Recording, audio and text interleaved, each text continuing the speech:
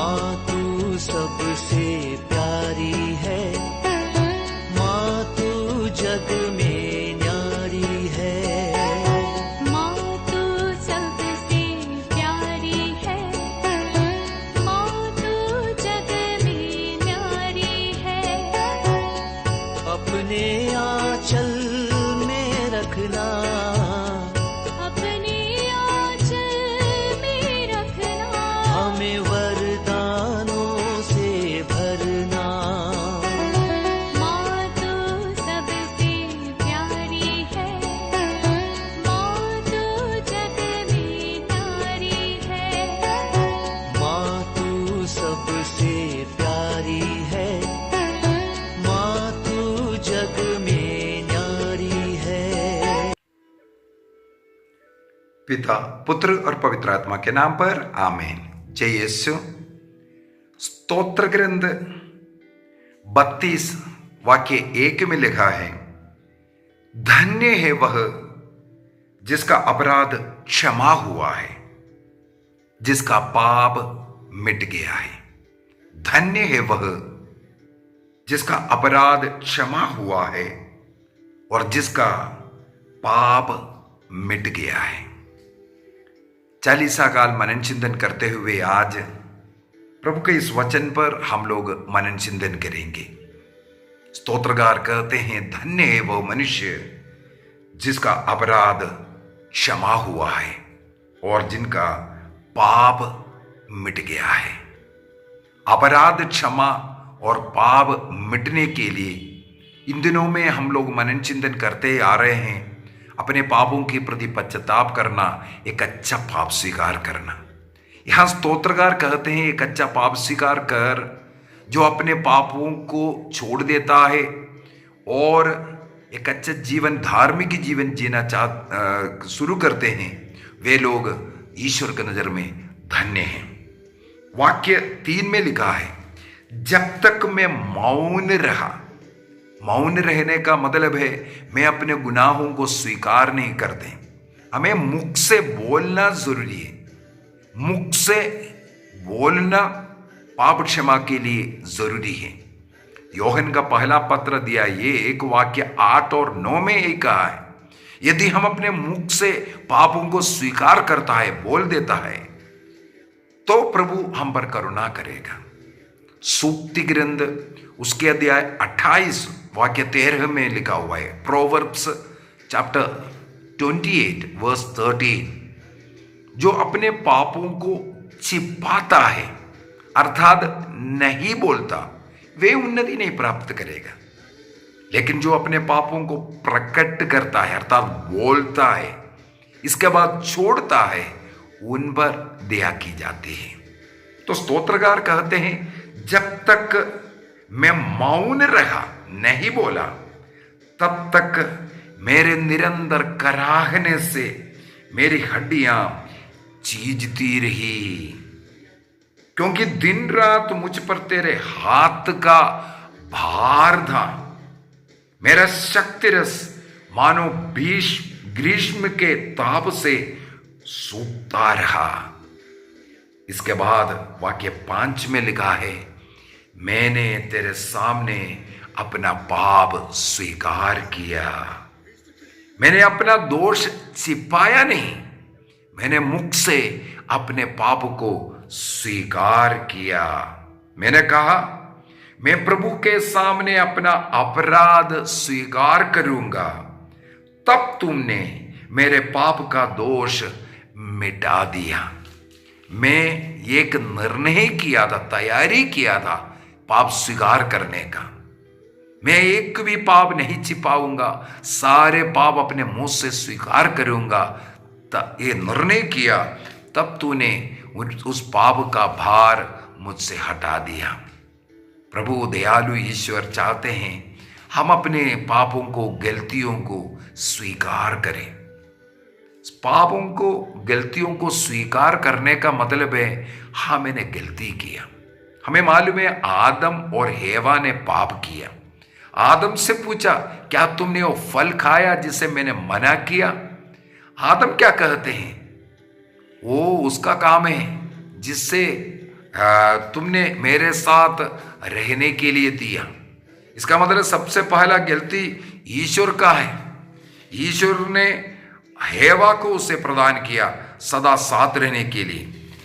उत्पत्ति ग्रंथ उसके अध्याय 3 वाक्य 12 में वो आदम कहते हैं, मनुष्य ने उत्तर दिया, मेरे साथ रहने के लिए जिस स्त्री को तूने दिया उसी ने मुझे फल दिया और मैंने खाया।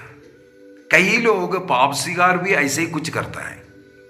मेरे पति ने मुझे मारा तो मैंने गाली दिया, दोस्त ने मुझे दिया इसलिए मैंने नशा किया। इस प्रकार वो पाप के जो तीव्रता है उसको कम कर करके बोलने वाला लोग, मैं नशा किया या मैंने मेरे पत्नी को मारा या पति को गाली दिया, जो हुआ है उसको हमें स्वीकार करने की जगह उसकी वो तीव्रता को कम कराने के लिए हम कई बार उसको दूसरों के ऊपर भी डालते हैं। सब लोग झूठ बोलते हैं इसलिए मैं भी, सब लोग चोरी कर रहा है ऑफिस से इसलिए मैं भी चोरी किया। इस प्रकार उस पाप का तीव्रता को हम कम करने के लिए कोशिश करते हैं। हमें ऐसा नहीं, मैं एक पापी हूं, इस गलती के कारण मैंने प्रभु को दुख दिया और प्रभु के प्रेम से मैं दूर भागा। पाप के कारण मैं शैतान की गुलामी में आया। इस कारण मेरे हृदय में जो दुख, जो पश्चाताप आना, उस पश्चाताप के साथ मुझे जाकर के अपने अपराधों को स्वीकार कर हमेशा हमेशा के लिए इसको त्यागना जरूरी है।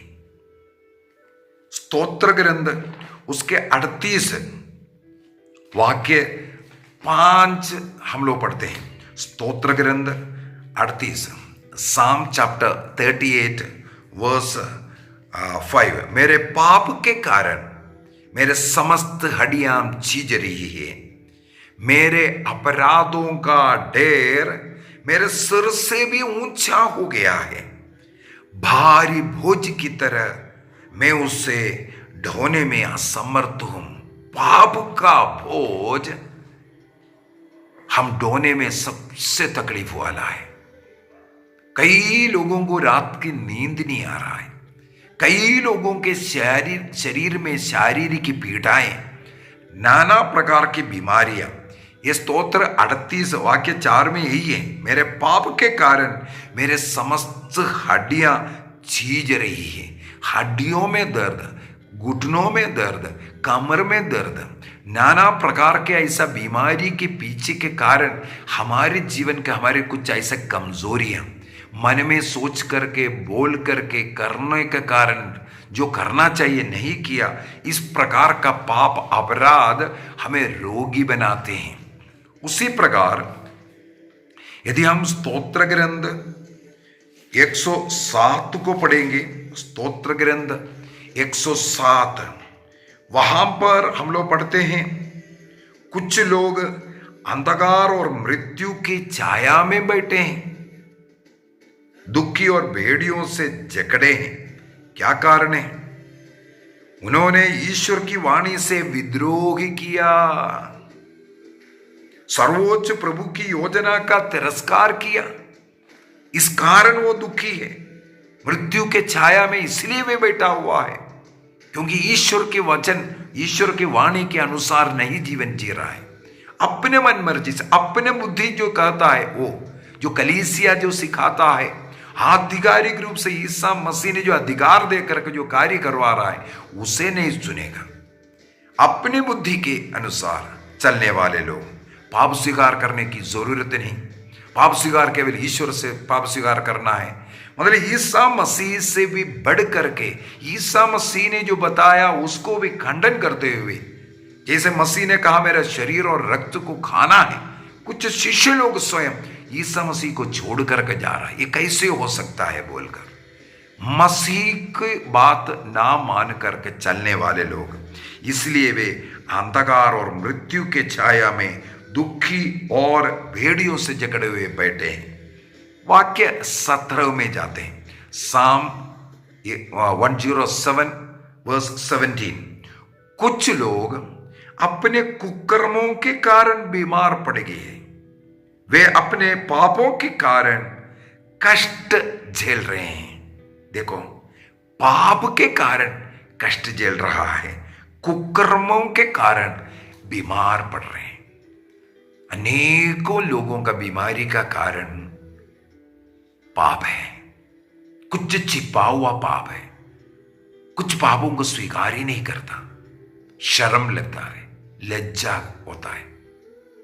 इस प्रकार का स्वभाव के कारण अनेकों लोग मृत्यु के छाया में बैठा हुआ है, फिर भी नहीं सुधर रहा है। अपने उन पापों को स्वीकार कर चंगाई प्राप्त नहीं कर रहे। हमें मालूम है, पाप स्वीकार के बाद अनेकों को आशीष मिलता है, चंगाइयां मिलता है। चंगाई का संस्कार है पाप स्वीकार संस्कार। एक अच्छा पाप स्वीकार के द्वारा केवल शारीरिक चंगाई नहीं, आत्मिक चंगाई भी मिलता है। मार्कुस का सुसमाचार अध्याय 2 के अंदर प्रभु यीशु मसीह ने एक अर्धांग रोगी से सबसे पहले यही कहा, बेटा तुम्हारा पाप क्षमा हो गया। उसके पाप क्षमा होने के बाद उसको शारीरिक चंगाई मिला। उसी प्रकार योहन का सुसमाचार उसके अध्याय 5 में एक अर्धांग रोगी को हम मिलते हैं, 38 वर्षों से कुंड के पास पड़ा हुआ था। ईसा मसीह ने उससे चंगाई दिया। वाक्य 14 के अंदर जॉन चैप्टर 5 वर्स 14 में हम लोग पढ़ते हैं, उसे फिर से मंदिर में ईसा मसीह पाया तो उससे कहते हैं फिर से पाप नहीं करना, अर्थात उसका भी चंगाई ईसा मसीह ने उसके पापों को क्षमा किया इसलिए मिला।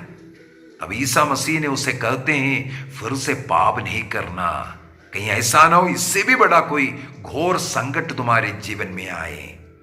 पाप हमें संकट में डालता है, पाप हमारी गुनाह, हमारे गलतियां हमें बीमार बनाते हैं।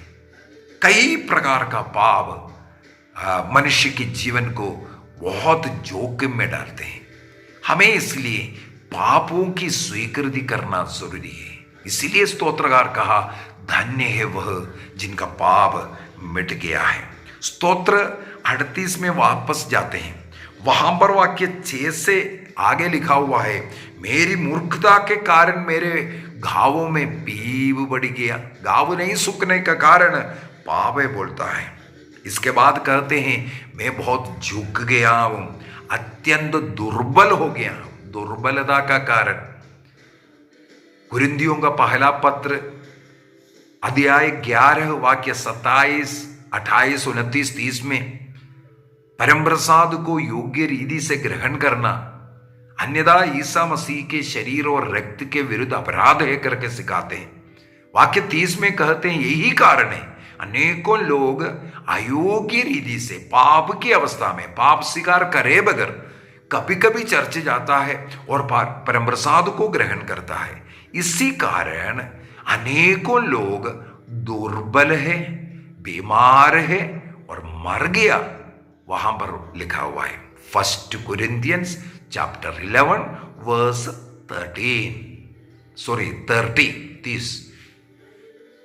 क्या है मृत्यु का, दुर्बल होने का, बीमार होने का कारण? प्रभु यीशु मसीह का शरीर और रक्त जो परम प्रसाद बोल करके दे रहा है उसको अयोग्य रीति से ग्रहण करना, पाप स्वीकार नहीं किया, पाप की अवस्था में ग्रहण करना, उसको प्रसाद समझ करके लेना, ये कारण कई लोग बीमार है।